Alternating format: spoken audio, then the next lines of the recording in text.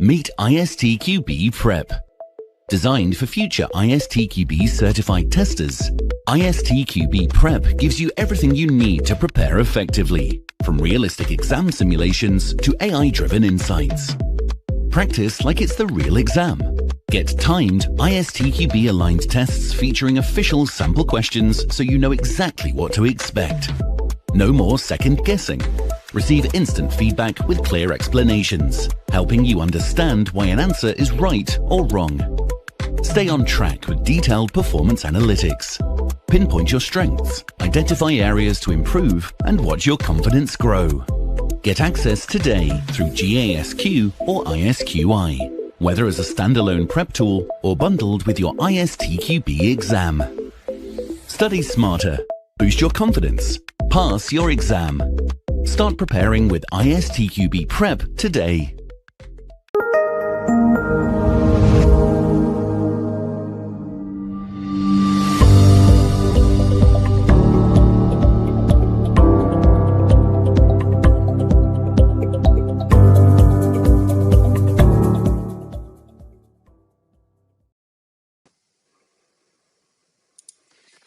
Welcome to the A4Q Testing Summit 2026. Good morning, good afternoon, and good evening to you. For me, it's just 8 in the morning here, which means I have my coffee here now. Some of you are right middle in the workday, and for some of you, it's nearly the end of the day, or maybe you're just relaxing after a long workday. Wherever you are on this planet right now, thank you for being here. My name is Richie Seidel, and it's an honor for me to open this testing summit today and to host with my wonderful colleagues some sessions for today and tomorrow. We have 2 days full packed of very interesting topics, 75 speakers delivering 75 sessions from over nearly 30 countries over the 5 continents in 3 languages, English, German, and French. We have people from Belgium to Brazil, from Mauritius to Malta, from Tunisia to Turkey, from Rwanda to Japan. So the whole international testing community is now here, and you can learn from them and get some inspiration. And all we have together one shared idea: quality matters, and the people behind matters even more. These days, you will meet colleagues with different ideas, from different industries, with different stories, with different topics, but we have all the same attitude. Quality is a mindset. And so it's my invitation for you for the 2 days. Listen, but also speak, share your knowledge, use the chat, use social media to share what you learn here in this conference, and connect with the speakers and the community, because we tester and QA people, we are such a crazy cool community, and I think we should celebrate. Thank you for being here. Enjoy the sessions, take care of each other, and learn for your daily work here. And not to talk too much, I want to move on to the first speaker, and we are welcoming here Usha Kandala today. She has over 2 decades of experience in software quality engineering. She's founder of and CEO of Firebucks, dealing with quality engineering they're doing too, and coaching. And she will talk about move fast without breaking trust, balancing lean QA and compliance in the AI era. Before we start the presentation, don't forget one thing. You can vote for the best speaker and the best presentation via the website. And also, please use the chat and ask questions, and we will deal with them at the end of the presentation. Thank you so much. And Usha, the stage is yours. Thank you, Richie. Thank you for the introduction. Hey, everyone. Good morning, good afternoon, good evening, wherever you are in the world. Thank you for joining us today and joining my session today about how do we move fast without breaking trust. So let's jump in. Quick intro about myself. As Richie introduced, I'm Usha Kandala. I'm the CEO and founder of Firebucks. I've been in quality engineering for a little over 2 decades now, and focusing on digital transformation and startup acceleration. I'm also an international speaker and advocate for ethical AI. Last year, I won the Eurostar's Best Award, Paper Award for Ethical and AI and Bias Testing. I hold a master's degree from Harvard in Management and Operations, and I'm also a part of Goldman Sachs Women Entrepreneurship Program. So I don't know if you folks recall about this meme that came out a couple of decades ago. This is a dog sitting in fire, but saying this is fine. How many of us have experienced this on a Friday, 11 p.m., when you have a production release going out, when as a QA, you think it's not okay, but there's a hard deadline? You're sitting there, sipping your coffee, sitting in the fire and making it through. So I wanted to ask, you have a vibe-coded development happening. You have a founder who comes in and says there's backlog, there's a 3-week sprint, but you're only one QA engineer, and you have to ship this. So most of us would kind of resonate with this. In the last 30 days, or let's say 2 months, how many times have you shipped, said okay, a go to a release, though you were not 100% confident about the test coverage because the deadline was real? You're kind of working backwards. So I'm sure most of you would agree. So in this discussion, I don't want to support that, tell that whether AI is going to help us move faster, that it will. We have already seen that over last 1 or 2 years. But what I'm going to discuss about is how can it help us move faster without burning down what took us years to build? Trust. We all are aware that we have been shipping products for years, and maintaining the customer trust is the highest priority. With the advent of AI and inclusion of AI tools in your pipeline for QA delivery, are we missing out on the trust? What should we do about it? Is that I'm going to focus on my talk today.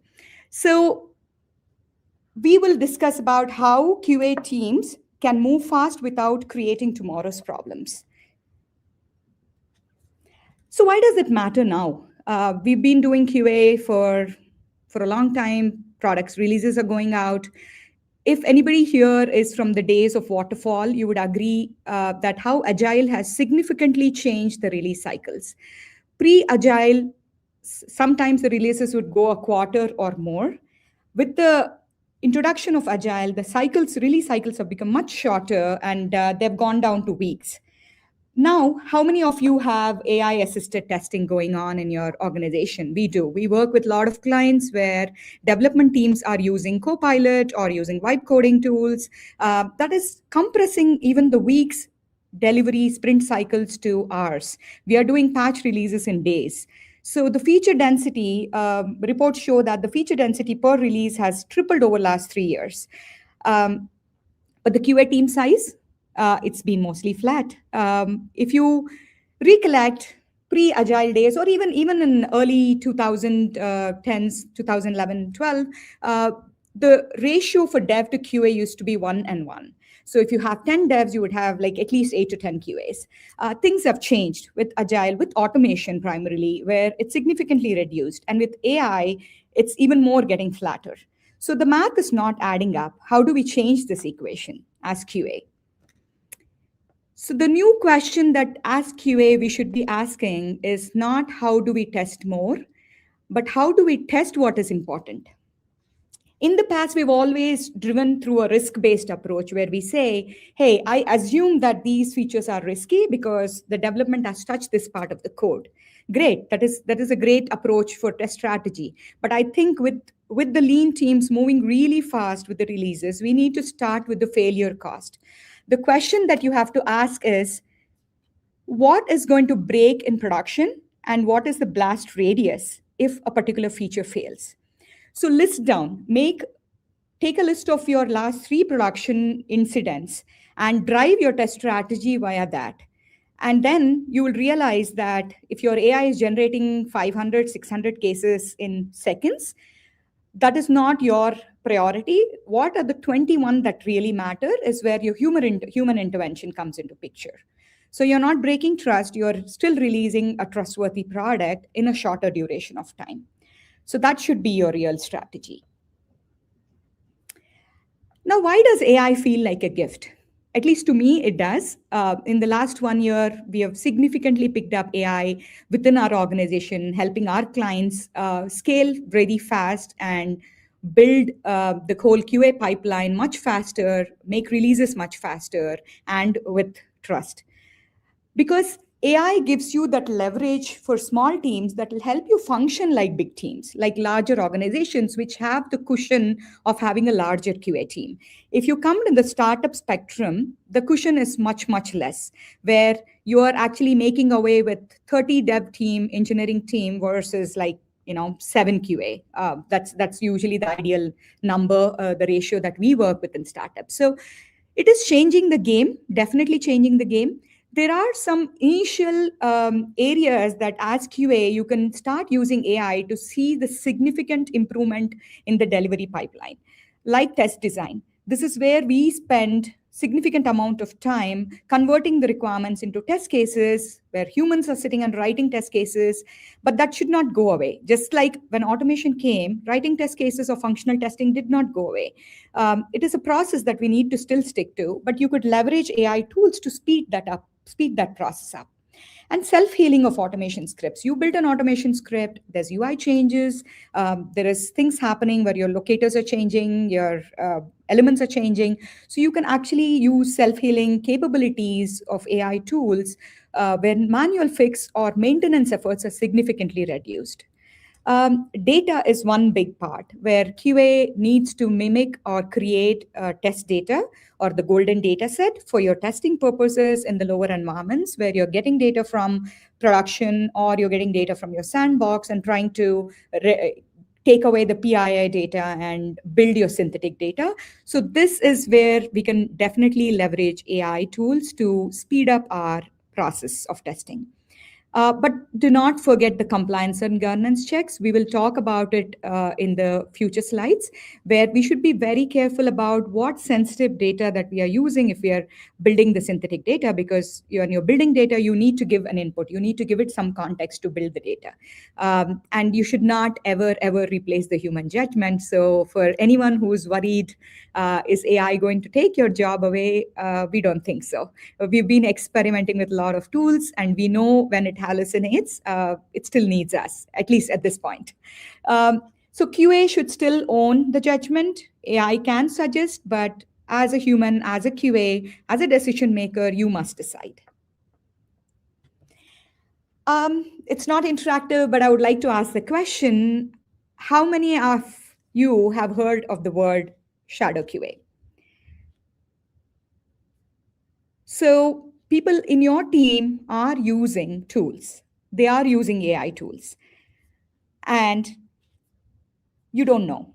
The leadership does not know. Maybe somebody is just using GPT to decide the test cases. Somebody is using, stuck at a program for your automation, asking Claude about it. So maybe people are using to mask the data to generate things. So this is very important aspect that needs to be curbed, that needs to be verified by QA team. If you're a QA lead or a manager, first thing you should be going and checking what is, if your team is already using shadow AI, where there is real leak happening, where people are using free AI tools to generate test data, where this is again, they're not doing it intentionally with a malicious intent. It just happens that people want to speed up because we want to catch up with the releases and we are trying to speed up things, and basically are using tools without approval. So your data is leaving your organization. Your unreviewed scripts are going into, information is being shared in terms of your code. So it's not necessarily only a policy problem. It's more of a trust leak that needs to be verified. So before we jump into the other aspects of how do we actually curb shadow AI or how do we bring the compliance checks into place, I just wanted to quickly run over a toolkit where I'm going to categorize these into three subdivisions, where as a QA, if you have not started using AI tools, this is a good start. I've appended the compliance and governance part because this talk is all about not losing the trust. So how do you use any of the open source or commercial tools to make sure that you're using the AI in the right way? So there are three categories. Like I said, the low-hanging fruit, where you can see a lot of value add, is test generation and automation. You could use your QA engineer's time more efficiently doing risk-based testing or doing edge cases instead of writing the grunt work of doing test cases. So most of the tools out there, even Atlassian, or if you're using TestRail, it has an inbuilt test case generator. What you could use is use one of those. Lumos AI, I would like to have a special mention here. This was born out of a need and necessity that we thought when we were spending. We work with a lot of startups, so our QA team is very lean. So we thought we should not be wasting time on doing the grunt work. So we developed this in-house, saying that just take your test case requirements from your Jira, convert, add the traceability, and generate test cases. And it links to your external test case tool like Jira or TestRail or X-Ray. Similarly, Catalan also supports self-healing scripts for automation. Most of you, if you're already using AI tools, you must be familiar with Playwright MCP. It's an amazing tool. We are using it within Cloud Code and Playwright MCP for test automation. So it really accelerates your test automation. Also includes your self-healing. So you're spending less time on the day-to-day activities and focus on the real big issues. There is also a tool called Mabel, which is for visual regression. Whenever, if you notice, a lot of companies, organizations are moving away into better UI. So there's a lot of UI changes happening, so you can catch them fast. Now, coming to your next tool set, the most important one, compliance and governance. I think this is very initial. Very few organizations are doing the compliance and governance check. The one that sits in the middle is your big thing that you should focus on coming in the next rest of the year. Now, what happens? I'll give one or two examples. For example, FairLearn is an open source tool. It kind of detects the bias and fairness and kind of show any disparities in your data. I will give an example. Let's say you're testing a healthcare application which deals with, patient, which is basically making any risk assessments for your patient data. In that patient data, you have data grouped by gender, male, female, and then based on ethnicity. So if your data set is biased towards a certain ethnic group or based on gender, so you're basically letting your algorithm work around that, and you're using the wrong data, where in production, maybe it is not even considering your Black women for a particular disease, and it's making incorrect assumptions and prognosis. Let's say somebody is using for a doctor scribe tool or for making assessment about, if you've heard about one of the bigger organization, UHG, it had a big issue about fairness in this case. So also another example of fairness, which I will talk in the next slides, is about financial institutions. When banks are granting credit scores or giving loans out to people, home loans or anything, they're using an algorithm model where they need to be fair. So the data that you're feeding is very important. If you're somehow leaking in that, okay, in a certain zip code, the people who live are low-income families, so your algorithm is using that zip code, not directly, but indirectly, to make an assumption to whether give the loan, give the loan to the particular person based on the credit score. So that is your compliance issue there. So all these come into play when you're actually, building your synthetic data, you're testing, you need to have bias and fairness checks in place. Similarly, there's SHAP and Lime, where it explains why a model made a certain decision. So it's a good practice to also check on explainability. SHAP is a free source, open source tool. There's also Deep Eval, which will help you with hallucination. Is your AI application or AI algorithm hallucinating? Is it giving the right results or not? And there is the third set of data AI toolkit, which you could use, is for synthetic data and drift checks. So many organizations, as we know, if they're working on regulated compliance data, they do not trickle that data down to lower environments. So it always resides in production, and whatever comes to the lower environments where QA is dealing with it, or you're doing your stage or pre-stage testing, it's all masked data. Now, Is it masked enough? Is it rightly masked? Or is there a combination of that would kind of let out the actual PII or the customer information is something that as QA we need to keep tabs on. So you could actually check, use Gradle or mostly AI. They have a premium model, so you can check if there's a free part of it where you could do the PII, the patient information, the personal information, identifiable information check. And also there are other tools that will let you check on drifts for data. That is evidently. You could try out, check what is more appropriate for you. If you're dealing with a lot of regulated data, then probably you should have checks for bias and fairness, and then safety information like PII safe information. Okay, moving on.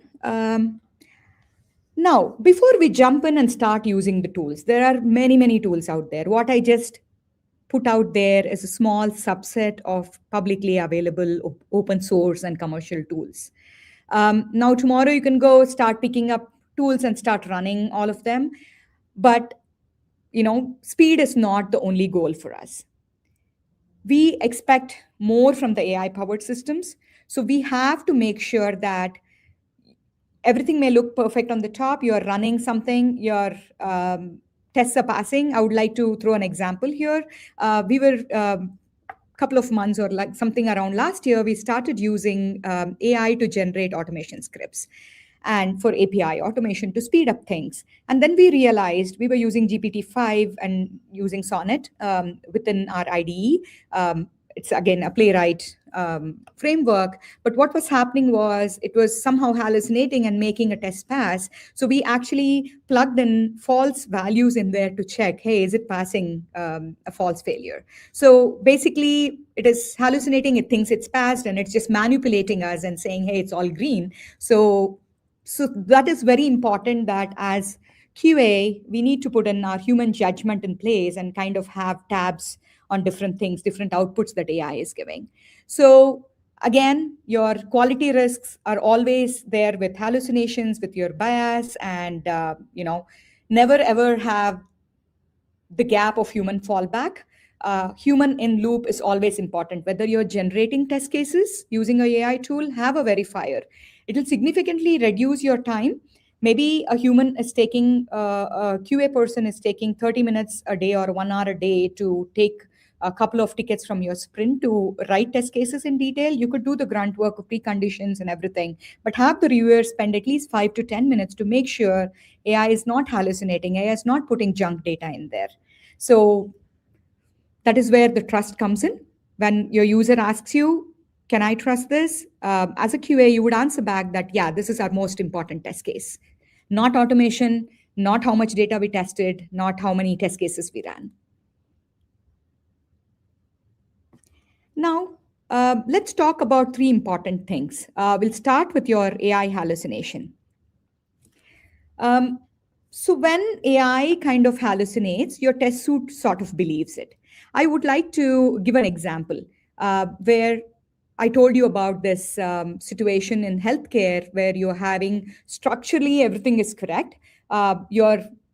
You have medical dosages based on your criteria, say your gender criteria or your ethnicity.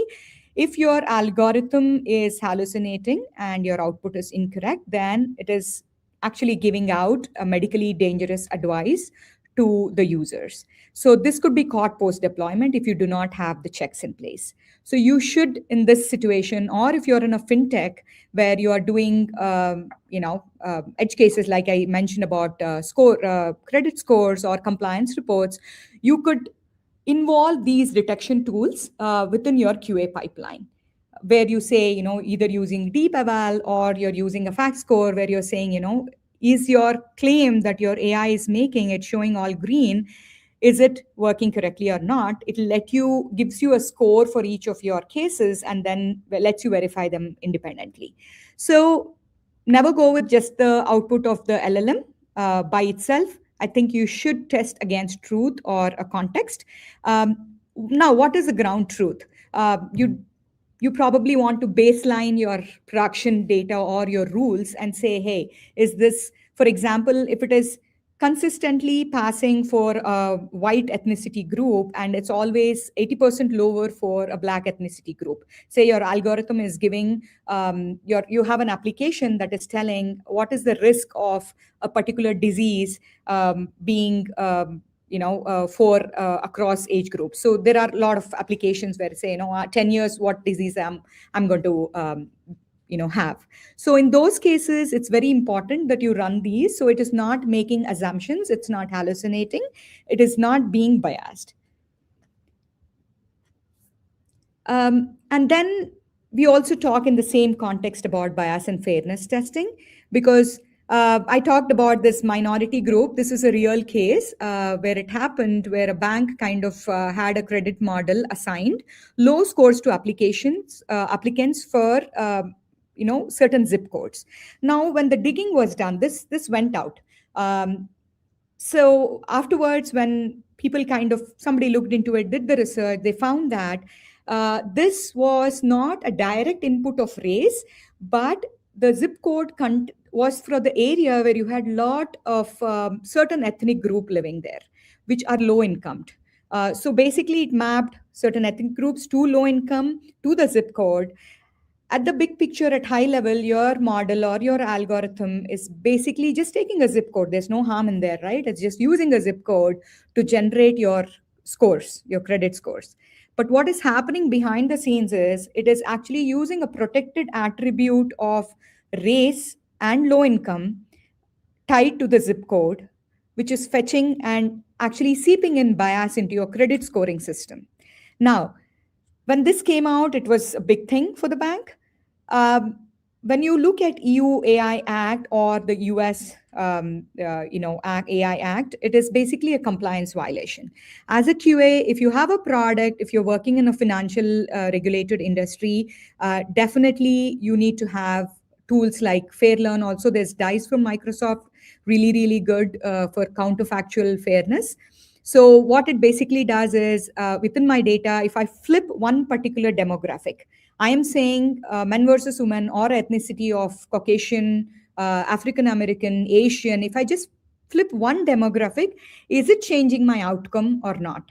So if it is changing your outcome significantly, that means definitely bias is seeped into your model. So these are the checks that you should do.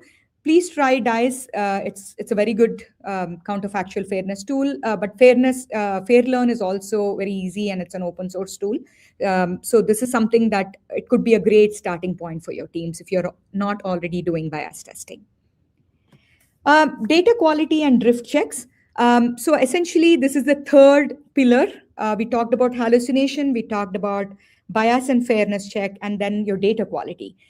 This is very important, especially if you're working in healthcare, working in fintech, where you're using PII data and you really need to mask it down. You need to kind of basically wrap that information. It doesn't get down to your tools or to your lower environment, which probably you're already doing. But how do you detect silent degradation in your models? So NHS, I've given some examples here, both of fintech and what happened in UK NHS. So people didn't notice until the alerts went out much later, where your prediction model was trained on an older data set. So pre-2020 and after COVID, when COVID happened in 2020, the data actually had a lot of drift, which changed their model risk scores and everything. So your training distribution data is wrong. So again, when we say data, we are saying, okay, no production data for QA, you have to build or mask your own data, but you have to train your data correctly. Otherwise, you're testing using a wrong data set. So that's why it becomes very important. You are learning from the prod data, but also not letting any of the PII information flow into your QA pipeline or into your AI tools. So again, that's why data quality checks have to be done at the pipeline entry point, not after your automation, not when you're going to the production. It has to be not even before your model run. It has to be in your entry where you're building the data. So before even your model gets to touch the data, you're actually building your data. That is where your If you're feeding it garbage, definitely it's going to come out with garbage, and you will have issues later on where you're shipping wrong, products to your clients. Regulation, big thing. I think folks who are in EU are very aware of the EU AI Act. It is coming with lot of conditions for applications or companies that are using AI for either development or part of their product. Let's say you're a claims.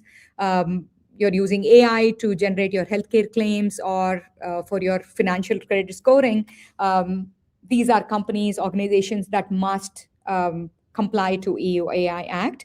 So it becomes very important for you as a QA. Is your AI QA stack ready? Are you using AI? And to what extent are you using? And what else can you use to be audit ready? There's also ISO 42001, which is actively auditing AI management system as part of the enterprise audits right now. And then there is SOC 2 HIPAA, which has always been there, where you have to check about your test data processing and how are you actually matching it with the production. So you cannot have a test data set that's completely away from your production, which you saw a previous issue where it was not finding the right risks beforehand. So your test artifacts, whatever you are doing, if your team is already using anything for testing, you should start tracing them. They should be auditable, they should be audit ready. And just saying we are using GPT or we're using Claude or any other LLM model for test cases or for automation is not an acceptable audit response. So start maintaining the audit log from whenever.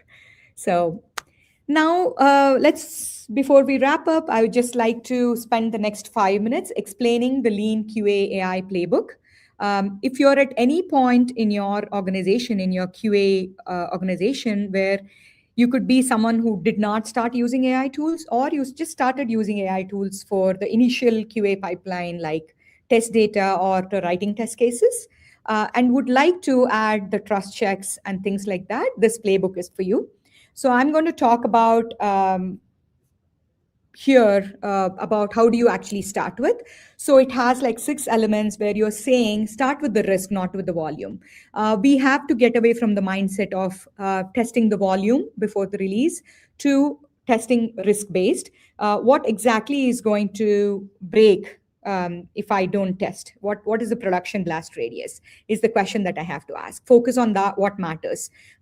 Your user workflows, your data, your patient data, or your authentication cycles, they all kind of should be your priority. And then you do the risk assessment and give the risk rating for other features. UI, definitely use AI to accelerate your drafts. Like I mentioned, your test ideas, you have a new feature coming up, you want to understand or make a strategy of how to build this. So that is something you could definitely use AI for. For test case generation, plug it into your Jira. Another thing is definitely for reviews. If you're using Jira, you must have heard of RoboDev. This basically helps you speed up your development. You could use that for QA as well. We are using it in one of our team where we use it for code reviews for your automation. So it does the initial review and then there is a human in loop. So absolutely need to have a human code reviewer for your automation code that is generated by AI tool. Human validation for your test cases generated, validate the outcomes always. Add some lightweight trust checks, like I talked about fairness and bias checks. You can kind of get them up and running in weeks. Maybe just run on your data. Don't get into the model drift part yet if you haven't started. The best way is to start off with your data checks. And then capture as you go. This is very important for your audit trail. So you keep capturing whatever the log prompts are, the decisions, your test results, your traceability. So this will kind of help you maintaining the audit log. When you go in for an ISO 42001 audit, you have everything that you're using in QA audited and traceable. Again, AI risk is high if there is data like health data for patients, or your confidence is low, you bring in the experts. But be very careful where you're using. It is not works for all one kind of a thing. You have to be careful about where you're using your AI tools and in what part of your QA pipeline. So right risk, right evidence, right level. So let's go into the new next slide, where these are your key takeaways. When you go back from this session today and tomorrow, you can start off with Lean QA. If you're a Lean QA team, start off with evaluating what AI tools are going to help your uh, team. Basically see, where are you spending most of your time? Are you writing test cases for most part of your sprint? Then try to use any of the open source or commercially available tools to generate your test cases. Assign a reviewer, definitely. Identify a QA reviewer and tell that everything that comes out before it is marked as completed will be reviewed by this person. Assign one for the design phase, assign one for the automation phase, where the code review happens. And then you have the trust equation.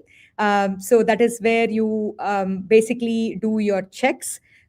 Make sure that you don't have unvetted AI into your test pipeline. So do your bias data, test data check. For any leaked, personally identifiable information, your PII is very, very important. So maybe hallucinated test cases. So make a check, make an audit log, so you kind of know if it is hallucinating for a particular case, and then build on your context prompt.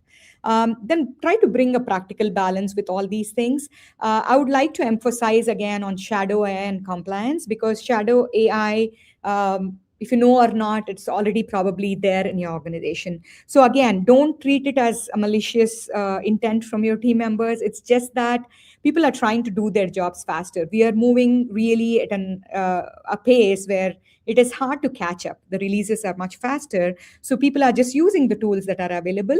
Some companies kind of impose, but with startups, it's very hard to kind of impose those checks. So if they're using shadow AI, what your path should be is sit down with your team, make it easy for them. So if you have a legitimate path, then people will come and give ideas, and then you can build a prompt library, or like talk to your CISO, your information security officer, or whoever is taking care of security in your organization, and say, hey, we would like to have a lightweight intake process for these AI tools for QA. Bring in that practical balance. Last but not least, compliance. Let's not wait for it to be a phase 2 problem. Let's not say, hey, we will ship this and we'll figure out when it breaks. Your hot fixes are not going to bring the trust back. So it's very important that if you're using synthetic data, if you're in any of these, don't use any unvetted AI tools. Make sure your QA team is compliant with your organization goals. So this is the final slide. So just to sum it up, maybe take it as a 3-month goal. First, start off with the audit. Go and check what AI tools you're using. Mark them as sanction tools. Maybe your organization is allowing, and some are using without out of the sanction list. So make a list of those sanction and shadow tools. Identify those 3 top coverage gaps by failure pattern. What are those? And then you can work towards it in the next weeks, where you could implement your gate models, where you're saying, hey, we will use only this tool for test case generation. You have to be using a certain tool like a particular IDE Copilot or whatever your organization is using, and use only supported models that show up in the list, where your organization is providing you with the tokens. Only use those LLM models for your automation, test automation or scripting. And then build your prompt library. I think this is a great way to start for your test case design. You don't need to purchase any commercial tools. You could do it within your systems, where you have your prompt library, you build on the context, you give them the use cases, and it starts generating things for you. Governance, again, please tag those artifacts, your reviewer. It's very, very important. You have a QA reviewer, and then you should have protection of the PI information. And then you can scale from there. After your first 2 months, you can start extending into your hallucination audits, your trust scores. You can start using Fairlearn or SHAP models and kind of expand that to present your AI QA as a big initiative to your compliance lead or your CISO in your organization. So let's say, in lean teams, in this day and age, we got to move fast, but we cannot break trust. Our goal is not a perfect AI. Our goal is accountable AI. Thank you for your time today, and I'm open to taking questions. Yeah, Usha, thank you so much for this insights. Was very interesting for me too. I was listening backstage here, and yes, we have some questions there too. The first one is, what can AI, from your point of view, never replace in testing? Which role should be always in human hands? Yeah, I think, like I said, I've been in this industry. When I started, automation was something on the rise. And people said, oh, functional testers, manual testers are going to be out of job. Yes, it did change the balancing, where manual testing has kind of become less significant. I would say lesser in terms of resource count. But what is not going to change? It's going to change our perspective of QA from a tester to a reviewer or a strategist point of view. So no more you would be called a QA tester or an automation tester or an automation developer. You would start taking on the role of a QA strategist or a test strategist. We are actually using AI, but it's not going to replace, because it has hallucinations, it has all these other issues, it has a long way. So we will always be the gates, the quality check gates, not just a quality check gate for your product or application in your organization, but a gate or a quality check gate to all the AI tools that you're using. So there's no bypassing. I've used it, our team has used it, it'll generate, but when it scales, I'm not a big fan of record replay sort of tools back in the day, nor with the AI agents that are coming up too fast, because human intervention is needed there. So we ought to be the strategist role. So just change the perspective, the big picture view, into becoming a QA strategist. Yeah. Okay, thank you. The next question. Can AI intimate that the training data is not enough and they're covering all ethnicity or demographics? Yeah, so it can sort of kind of do the checks of your training data, the depth and the breadth of your training data. But the problem is when I did my research on a certain healthcare products, where I was doing, it's a publicly available data set for UHG. Optum had a case where they had a big bias leak. If you look up after the session, just type UHG Optum history. So you will see that their training data actually had a lot of bias against a certain ethnicity and certain demographics. That led to saying that if somebody from a different ethnicity, like an African American people went, they said, oh, you don't need hospitalization because your risk score is much lower. Because their data is not equal. They did the same thing with, I think it was probably for a certain disease check, a risk predictor for men and women for pneumonia. And what happened was there's a case study out there where they did the risk check where larger amount of data set for men was in the system and much smaller subset of data for women. So your model assumes that women are at a lesser risk. So this is where very important that it'll, it can build the training data, but this is very important where we learn and run the bias and fairness checks. Absolutely use the open source tools, run the check. You will be surprised in how much gaps you can find in your test data. Yeah, thank you. So we have the next one. There are a lot of questions today. What is shadow AI? Yeah, interesting. So a lot of us are already experiencing this in our team, but we don't know the term.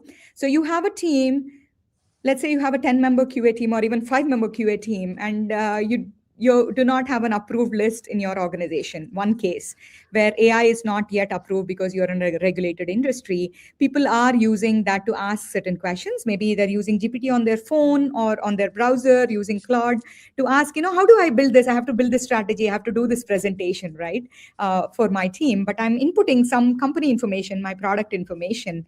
So this is basically not a malicious use or bad intent usage of AI tools from your team, but it is usage of AI tools from your team that they're using from the unapproved list. So you basically do not have this vetted, it's an unvetted AI list. So that is shadow AI. People are using, maybe writing code. For example, back in the day, when you're stuck with the code program or a function, you would know exactly what function to ask. You would go look up in Google and look at those forums where you discuss with fellow developers. Now you go ask GPT or you ask Claude. This is shadow AI, right? You're not supposed to go and put in code because it contains part of your product information, proprietary information. So it could be a leak of PII. So that is shadow AI, very dangerous, very subtle, very hard to encounter. So when you ask your team, they would say, they just want to make it fast, right? People have to deliver things fast. So trying to move fast, trying to keep up with what is going on in today's market, today's faster sprints, people are just using. So that is shadow AI. So Yogesh, you must go back, check with your team. Don't intimidate them, but just ask them what tools they're using. I can pretty much bet that you would at least have one or two shadow AI going on in your team. Yeah. Okay, thank you so much. I think we have another question. How can AI and Gen AI help with exploratory testing? Great question. So with exploratory testing, so I found some tools. I personally haven't tried them, but when I was kind of researching for AI tools, we found some exploratory testing tools that will kind of go in and kind of build your cases and come back with a certain results. But also, if you're using, let's say, we use a tool called Juni, which is part of JetBrains, and we also use Claude Code for automation. So you can always ask an AI assistant within JetBrains. There's an AI assistant. You can ask, if I'm writing a test script for an API, I would say, hey, I covered this. What else do you think I should cover? Then it kind of give you some edge cases or cases that it's not documented. So I'm trying to go beyond what is in there. But definitely there are tools I can't recollect. I think there's one Bagasura, something starts with Bug, which is an exploratory testing tool that's out in the market, but it's commercial. Okay, great. And I think we have one last question here. Is there a scenario where you would deliberately choose to slow down and not use AI in the QA process? If so, what would it look like? So let's say you're doing a big release. You have heavy customer data, production data. Never use AI tools there. Never, ever use AI tools in production data. You would think this is common sense. It's simple, but there is pressure on QA teams across the globe where you have to deliver fast. The teams are shrinking. So I recently had a client, they're launching, they said 4 weeks. I said 12 weeks. They said 4 weeks. You got to do what you got to do because there's a deadline. They want to go out. There's funding. There is users ready, whatever, the business impact. So what do you do at that time? So there is production data. So absolutely no touching production data or any personally, PII data, personal information of the clients. Where you could actually slow down is those situations where you are in regulated environment, where you really deliberately have to slow down and say, we can't test all of these. So only these features will be tested. You kind of do your old QA school, old school QA. What did we do before AI, right? Use our mind and say, hey, I'm going to use my brain and say, I cannot deliver these 10 features. Out of this, what is the most important one for you to go out when you launch the product where your investors are going to fund your company? Tell me those and we will test those. So that is where we need to kind of, slow down and do the things. Yeah. Thank you so much, Usha, for these insights and also for answering all these questions. If you guys have another question, just get in contact with Usha, and actually she will be happy to answer that too. And please don't forget to vote for best speaker and best presentation. If you like the speech, you can use this QR code here. And enjoy the rest of the conference. And Usha, thank you very much for being here. Thank you. Yeah. Thank you everyone for listening in. Please reach out if you have any further questions you just want to discuss, share ideas. I would be happy to. Thank you, Richie. Thank you. Thank you.